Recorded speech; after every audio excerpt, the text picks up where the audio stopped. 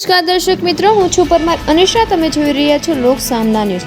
તો જોઈએ આજના સમાચાર અમરેલીથી અમારા રિપોર્ટર સરફરાઝ ખોખર સાથે.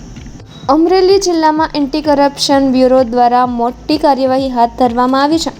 વંડા પોલીસ સ્ટેશન સાથે સંકળાયેલા 2 પોલીસ કર્મચારીઓ સહિત કુલ 4 આરોપીઓને લાંચ લેતા ઝડપી પાડવામાં આવ્યા છે. ફરિયાદી એક જાગૃત નાગરિક હતા, જેઓએ એસીબીના ટોલ ફ્રી નંબર 1064 પર સંપર્ક કરી ફરિયાદ નોંધાવી હતી.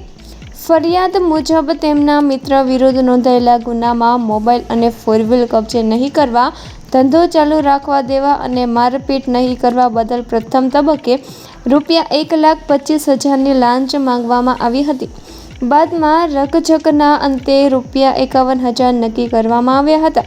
એસીબી ભાવનગર ટીમે ટ્રેપ ગોઠવી કાર્યવાહી હાથ ધરી હતી, જેમાં આરોપી મયુરભાઈ ખુમાણે પોલીસ કર્મચારીઓ વતી લાંચની રકમ સ્વીકારી હતી અને ત્યારબાદ આરોપી છગનભાઈ ડાબી રૂપિયા લેવા આવતા રંગે હાથ ઝડપાઈ ગયા હતા. મુખ્ય આરોપી વિજયભાઈ મીરને વંડા પોલીસ સ્ટેશન ખાતેથી ઝડપી લેવામાં આવ્યા હતા. આ સમગ્ર ટ્રેપ વંડા ગામ ખાતે ગોપીનાથ ઓઇલ મિલ નજીક જેસર સાવરકુંડલા રોડ પર યોજાયો હતો. એસીબીએ કુલ ₹51,000ની લાંચની રકમ રિકવર કરી છે. આ ટ્રેપની કામગીરી પોલીસ ઇન્સ્પેક્ટર શ્રી TS રીઝવીની આગેવાની હેઠળ કરવામાં આવી હતી.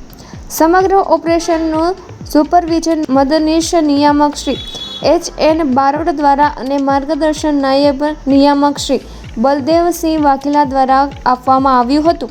તો ફરી મળીશું એક નવા સમાચાર સાથે. ત્યાં સુધી જોતા રહો લોક સામના ન્યૂઝ.